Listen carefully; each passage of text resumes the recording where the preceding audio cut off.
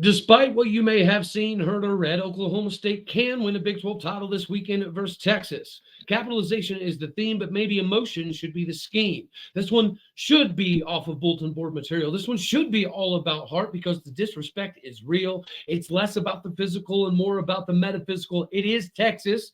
We all hear it. We've all heard it. These players have likely heard it most of their entire lives. The eyes of Texas are upon you, and you, sir, are not good enough for Texas. You are Locked On Oklahoma State, your daily podcast on the Oklahoma State Cowboys, part of the Locked On Podcast Network, your team every day.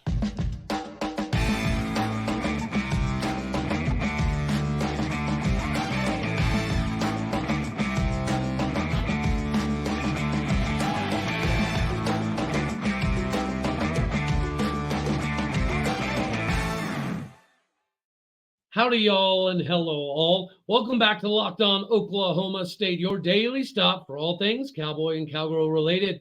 My name is Cody Stovall. I want to thank you kindly for stopping by to make this your first listen. We're available on all of your podcasting platforms, visually as well on YouTube. Find me personally on Twitter at AllDayOState. Today, we're partially brought to you by FanDuel. Make every moment matter more. Right now, our new customers get $150 back in bonus bets with any winning $5 moneyline bet.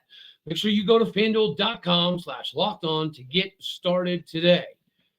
Isn't it wild to sit back and think that the guy who's nation's leading rusher, the guy who leads the Big 12 in rushing, the guy who's likely going to win the Doak Walker Award for best running back in the country, and likely going to win the Offensive Player of the Award, maybe even the overall Player of the Award in the Big 12, was told for months by Texas that he was not Texas material. I'm sure you guys have already gathered. Yes, we're talking about our main man, Ollie Gordon, the running back that was recently asked, does this one carry a little bit more weight for you? Does it have a little bit more pizzazz to the show? And thankfully, he's basically said yes, because Texas offered him the day before National Signing Day. Now, he, like everybody else, would have loved to go to Texas. If you grow up to be one of the big-time 4-star, 5-star guys in the state of Texas, it's natural that you view Texas from a different perspective your entire livelihood. And then for them to tell you for months that you're not Texas material. And then the day before National Signing Day, be like, just kidding. Yeah, why don't you go out and come to Texas? Imagine the disrespect you felt. Well, we can imagine it because the disrespect you felt is what allowed him to be in Oklahoma State University. And we also know that he's not here for just the monetary value. He's here to chase the greats like Barry and Thurman and get himself in the NFL where the money is going to end up being anyways. Texas views things a little bit differently, and they viewed Ollie Gordon a little bit differently. Who else on the Oklahoma State roster even got a Texas offer? I'm sure you could probably guess. But it was only one other individual. I will save that for a little bit. The pressure is real here, but I don't want to over-prepare, right? Because, again, we've had multiple guys that have been told they're not good enough, which we'll cover a little bit more. But I'm afraid of the over-preparation as opposed to just strapping them on and going after it. They are putting in extra time right now, extra film preparation, because we have backups that have taken significantly less than 50 snaps all year that are staying super late in the facilities to feel like they're prepared for this game. Again, I think that we should be ready to add a few wrinkles, right? We need to be ready to make a few adjustments on defense. We certainly still need to put together a very hot script to start.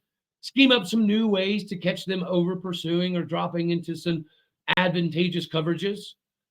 We got to get better at reads in our option route concept. So you've noticed recently we've had some misses where it really looks like Bowman's thrown to the wrong area or the wide receiver ran the wrong route. No, it's the option route concepts that took a little bit for us to kind of install, that our quarterback receiver are reading the coverage a little bit differently. Right? So if the wide receiver reads a safety going one way and the quarterback reads the linebacker going a certain way, they may have a little bit of differentiation on where the right window is to set down in. Yes, we need to work on that kind of stuff. But other than that, I'm just thinking we should bring a fist fight to the party. If you bring enough fight, the fire will come. Ignite the fire with your play. Play fast, play loose, play aggressive, play ruthless, and ready. Ready for the fist fights to ensue. They're number one in the country in red zone defense. They're number one in the country in third down defense. They're the number 4 overall defense in America. They're number one in the Big 12 in so many categories and nationally. We've heard all week they got better wide receivers. We have the 114th or 116th rated pass defense in the country, so we surely cannot stop them.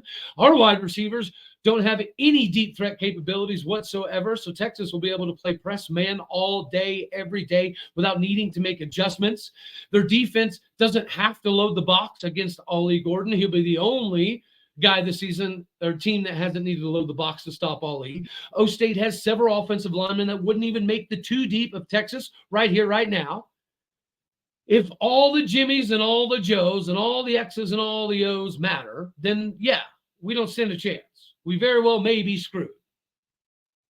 But if it's about something more than just those things, maybe we do got a chance. Bring the pain to Longhorn Nation. We have several players that have already beat this Texas team 2, 3, 4 times in our locker room right now.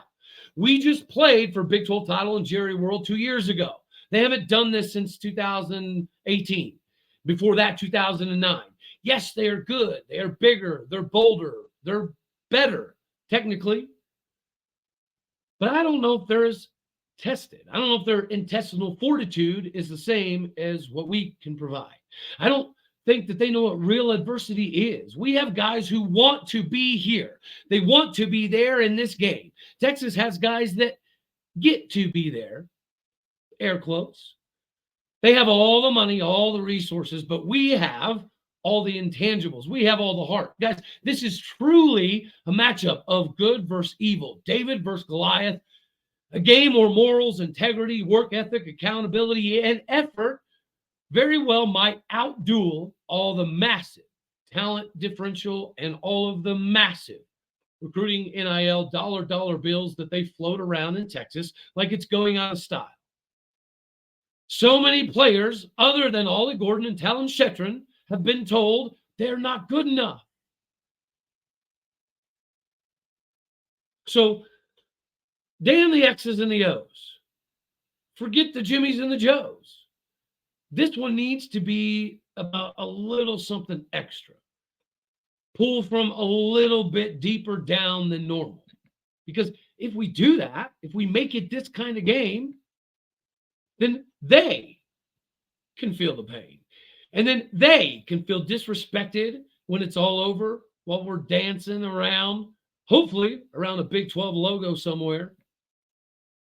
So let's talk about the dudes and some of the things we got right, some of the things we got wrong. One of the things that you can get right today is your money.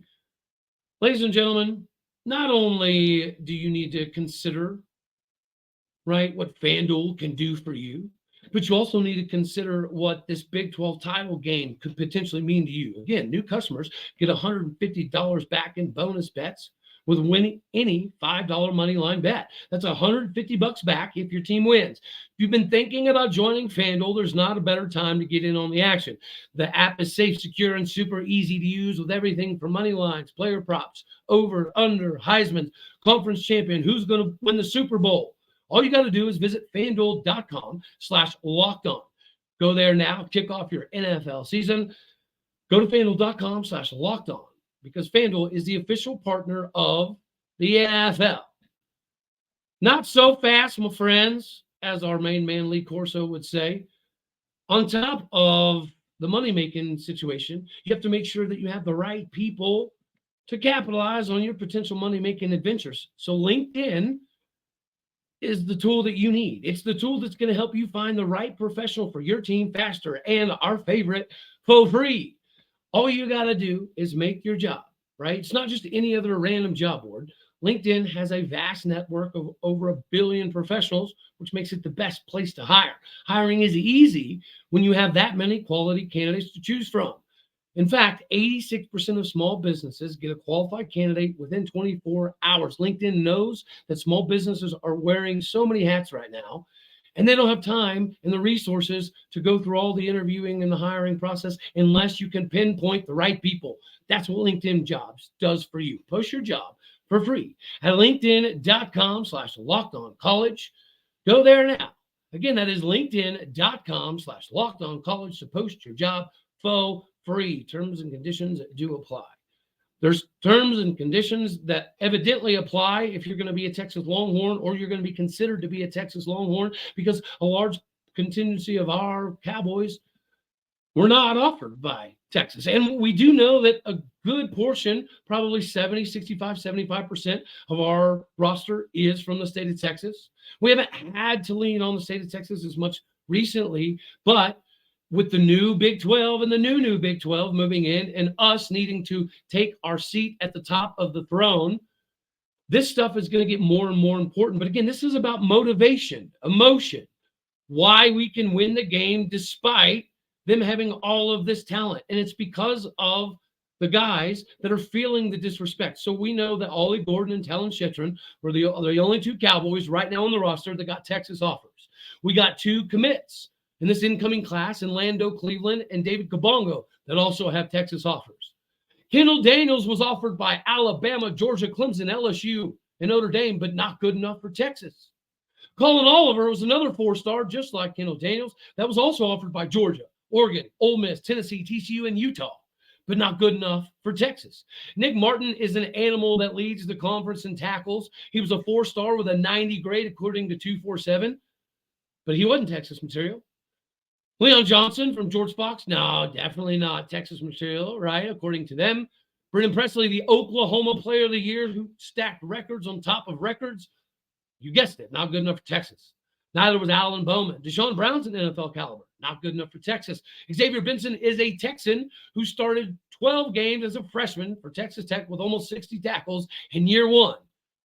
But you guessed this, he's not good enough. Hayden Kelly was a pretty big four-star prospect. No love from Texas. Justin Kirkland, a mountain of a man who can move mountains, was so motivated last week because BYU told him he was going to have to walk on. So if they're telling him he's not even BYU material, you know, good and daggone sure he wouldn't be quote-unquote Texas material, right? It's time to put up or shut up all the 5 stars, all the 4 stars. This is the game that maybe preparation isn't as necessary as motivation. This is a time for all of the hateful eight to, yes, embrace the hate. And we can all yell, Texas sucks from the tallest Oklahoma plateaus, mountaintop, Rocky Top, or the nearest OU flea-infested Wally World parking lot. We should be able to shout this stuff at the end of the day because it should matter more to them and to us than anybody on that Texas roster, than anybody in the Texas fan base. Point blank, period. All right, so let's go over some of the things that we got wrong and we got right from our preseason predictions. Number one, we predicted 10 wins. Now, originally I went 9-3, right, with a loss to OU. But then when I appeared on the Mark Rogers show week 1, I changed it because I was so tired of OU fans bumping their gums. And I did see a lot of positivity in what the spring and the fall could provide. So I flipped it to 10-2 with a win in Bedlam. Now we got the Bedlam dub. We're a game away from 10 wins. So to be determined. I said we'd have a 1,500-yard rushing running back, and we got that. Thank you, Ollie Gordon. I said we'd have a 1,000-yard wide receiver. We did not get that with Brennan Presley coming up just shy of 750. Said we'd have a 3,000-yard QB. Not quite. Alan Bowman threw for 2,808 yards. I would beg to say that if he did start the whole year, probably eclipses 3K, but we didn't get that one right. Guaranteed over 4.6 yards a carry on the season. We definitely got that at 5.0. Guaranteed a 250 yards per game passing. We got that. Not by a lot, but we got it. 30 rushing touchdowns, not quite. We didn't get that one. We ended up just shy at 27. 40 passing touchdowns. Yeah, we creeped over that there with 41. We said we'd be top 3 in the Big 12 in overall defense. That did not quite happen. Said we'd have the tackle leader. Well, we ended up getting that, Mr. Nick Martin. I said we'd be top 3 in sacks. Not quite. Nick Martin coming at 6th, and Collin Oliver came in at 7th. We said we'd have top 3 tackles for loss. Yes, thank you again. Nick Martin, top 3 in picks. Not quite. Cam Epps had 3. The leader had 6. And him really getting 4 wouldn't have made that big of a discrepancy here. So not quite. Top 3 in sacks allowed. Yes, the offensive line was as good as they looked like in the spring and the fall, even though it took some mix and match here and there to make it right. We finished the season number 3 in the conference. My preseason coach of the year was Chris Kleiman. Obviously didn't get that right. I had 5 all Big 12 guys. Obviously, we don't know what that is going to be, but we've got some guys that will definitely make it, like Ollie Gordon, like Nick Martin, like Kendal Daniels. Alex Hales should be a shoe-in. Brendan Presley will likely make first or second team. Collin Oliver could be in that department as well. If you look at the PFF grades, Dalton Cooper is the second best on the team in all of the grading, so he might be an option. Joe Maholsky, our center, he's graded out pretty daggone well, especially the latter half of the season. So we're going to have some options to reach that 5 all Big 12 guys. I'm feeling pretty confident about it. We had K-State and Texas for the Big 12 title game. We had us finishing 3rd, so obviously we gladly got that one a little bit wrong. Don't know exactly what the hashtag game is about. We tried to hashtag Legion of Boone. That didn't quite grow legs because our defense, we let some things go by. We hashtagged OG2 for Heisman pretty early on. That's going pretty well. Well, we hashtagged Stilly to Arlington before the season started. Obviously, we're there, baby. And I think one of the biggest things is Gundy had to go, right? Well, we did shows on this. And for good reason. Because some of the same issues that plagued us at the beginning of this year were the same issues that plagued us last year. Some of the issues with the play calling with Casey Dunn and some of the development and what was happening with the wide receiver room. All of that stuff was happening last year, and we didn't address it. Gundy just kind of brushed it under the rug and kind of let it be what it was. And then it festered, and then things changed when the season started, and it just kind of got all discombobulated and turned into a little bit of a mess. And it was a mess that we should have addressed before the season. So, yeah, we did do shows after doing almost 11 months of research and acquiring information about, him being in and out of practices for 7 years and not having conversations with guys that have been at Oklahoma State for 5 years, spent 3 or 4 years in the NFL, still didn't have any face-to-face interactions with Mike Gundy. Yeah, we talked about all this stuff being a problem, and this is why he was not in tune with what was happening in the locker room. And then South Alabama happened. Iowa State happened. Chad Weiberg happened. We get a new Gundy.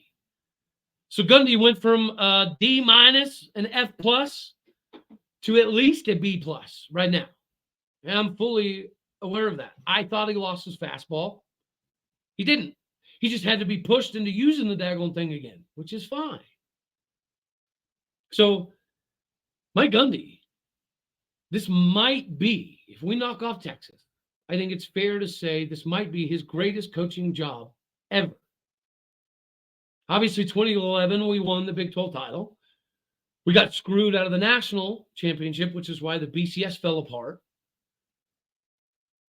2021, everybody remembers us ending 6 inches short. Obviously, there was a lot of things within that game that shouldn't have ever happened, and we should never even have made it that close, but it is what it is. Obviously, those stack up as some of Gundy's best seasons ever because, they equaled something. They equaled some level of trophies, whether it be a Fiesta Bowl title trophy or a Fiesta Bowl title trophy and a Big 12 title trophy. But to go from where we were and for him to be so far removed from the pulse of the locker room, I really didn't see him being able to jump back in like this. So I'm glad that we got this. I think we should have got it earlier. If we would have got this Mike Gundy before the season started, would South Alabama happen? Likely not. Would Iowa State happen? Likely not. We do have a considerable amount of talent. We have more than enough talent than we get credit for. We need to display that versus Texas. But again, take a page out of the first half Kalani Sitake BYU coach playbook. Do some fakes. Do some funky 4th and 1s. Take some chances. Be bold. Do a reverse. Do a hook and ladder. You're playing with house money, Mike Gundy. This is easily top 3 one of your greatest coaching jobs ever. If you beat Texas, probably your best coaching job, simply because of the turnaround. To go from that far removed to end like Flynn and then finding ways to win, that's huge. He's definitely the Big 12 Coach of the Year right now. I cannot wait for some of these Big 12 awards to come out. Obviously, we should have plenty of Cowboys on there. There will be an exorbitant amount of Texas Longhorns on there, so just be prepared for that. Unfortunately, it is what it is. But we also get to drop a little bit of love. We get to drop a little bit of nuggets on the rankings. But before we do that, I would be remiss if I didn't remind all of y'all fine people out here that, again, capitalization is key. And FanDuel is fun. But I don't know if it's quite as fun as Prize Picks. They do two completely different things, but at the end of the day, it's all about capitalization, right? It's about making that money, honey. Prize Picks is the funnest daily fantasy sports you can physically possibly find anywhere, which is exactly why you got to get in on the action today. Ladies and gentlemen, Prize Picks has you covered. And with the reboot policy, I love that. If you have a player for football or basketball that gets hurt in the first half and doesn't return for the second half, the player gets rebooted. Now, Prize Picks is the only daily fantasy sports platform with injury insurance. With basketball season now here, you can pick combo projections. So you can go from football to basketball in the Specials League, a league created specifically for combo projections that includes two or more players from different sports or leagues. For example, you can mix and match Cade Cunningham, former Cowboy, with Tyreek Hill, former Cowboy. If you want to play alongside some of your Prize Picks favorites in the communities like rapper Meek Mill or comedian Andrew Schultz, you can do that now in community plays under the promos tab. Make sure you get hooked up with Prize Picks today. Go to prizepicks.com/lockedoncollege. Make sure you use that code LOCKEDONCollege, all one word, for a first deposit match up to $100. Again, prizepicks.com/lockedoncollege. Get your 100 bones. Get it right now because they'll match that deposit for you. All righty, y'all. So the Big 12 has been a wild ride, which is yet another reason why Oklahoma State could pull this off. A lot of people said, wouldn't it be the most Big 12 thing to happen to have even more chaos? And we almost got that. BYU tried to test our mettle quite a bit early on, and it almost got us. Now we find a way to come back. But again, that is just a microcosm of what the Big 12 is. Not just this year. It was like this last year. Now we had a premier team, kind of like Texas this year, in TCU. Texas is talking about making the Final Four. They need a couple of things to go their way. And if a couple of things do break their way, i.e. an Oregon loss, then they very well could get in. If Georgia takes care of Bama, Texas is likely. And so I get the conversation, and I love it because I think they're definitely overlooking us. We did the same thing to UCF. Right after this big Super Bowl that we made Bedlam, then it was on to the Big 12 title game, right? Then it was take care of UCF, duh. Take care of Houston, duh. Take care of BYU, duh. And you're in like Flynn. You're playing in Arlington for Big 12 title. We overlooked UCF. The weather got the best of us. We were completely unprepared for that game in so many different ways, not just from the football playing perspective, even the equipment level perspective. We just weren't prepared. But again, this is like rat poison, right? We've heard Nick Saban use this term. We've heard Mike Gundy allude to it as well. Sometimes when you're riding too high and you're receiving too much love, it can backfire. These are some of the things we're going to count on for this Texas game. Because again, you're going to hear it all week. You've heard it all year. You're going to hear it after the game. Win, lose, or draw. This Texas squad is loaded with NFL talent. This Texas squad is littered with nothing but 4-star, 5-star dudes. And a lot of our roster isn't quote-unquote good enough for Texas. Just like a lot of the other rosters out here. So let's knock off the end of the season Big 12 final regular season ranking. probably won't be super surprising, but Baylor, you're dead last. And then, I do appreciate that Baylor's coach, Dave Aranda, fired the coordinators, right? 1 year, and then this year he fired his OC after firing the DC last year.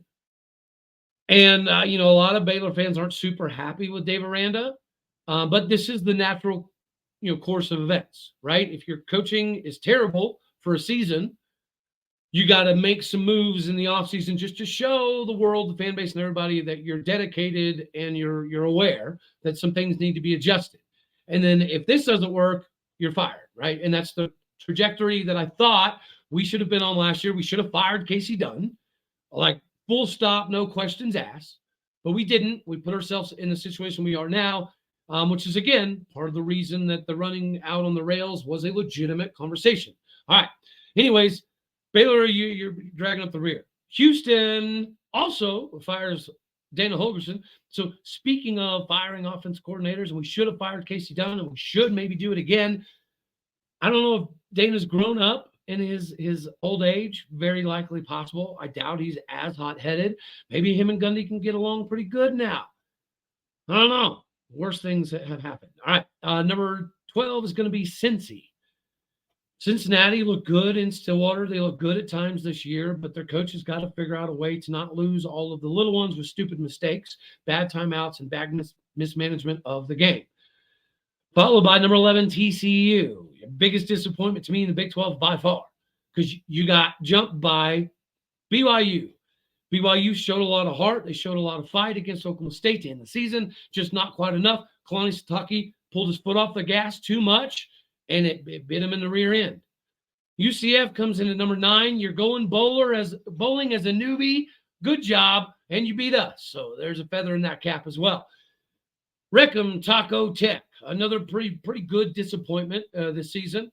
West Virginia, another not a disappointment, but a big surprise, really. To me, comes in at number 7, followed by KU at 6. I thought about bumping KU over K-State. I maybe should have done that. But K-State did play a good game against Iowa State, who's right above them at number 4. So that's why I put K-State at 5, KU at 6. Obviously, the boomer, crying, whining, Gooners show up at number 3 with our Cowboys at number 2. And Texas is 11-1. So give respect where respect is due. Again, nobody's doubting that Texas is good. Nobody's doubting technically they're better. They should win. But again, if we make this game ugly, muddy, dirty, nasty, a fist fight in the box, in the trenches, 3 yards of cloud of dust type of mentality, Texas doesn't really know what it's like to fight through enough adversity, in my opinion. These are the ways that we can win this game. It's, again, less about the X's and O's, and even to some degree, less about the Jimmys and the Joes. This can be a game of preparation and motivation. Point blank, period. That's it. All right, y'all. We've got a lot of guest appearances and guests that we're going to have on the show this week, including one of our favorite Locked On crossovers. We're going to talk Texas. We're going to talk Oklahoma State. We're going to talk Big 12. But hopefully, we're talking about a W at the end of the day. All right, y'all. You know I love you. As always, God bless. Go Pokes. And thank you for tuning in to make this your first listen here on Locked On Oklahoma State. You could be anywhere. I am so happy that you choose to be here. All right, y'all. You know the drill. Later, taters.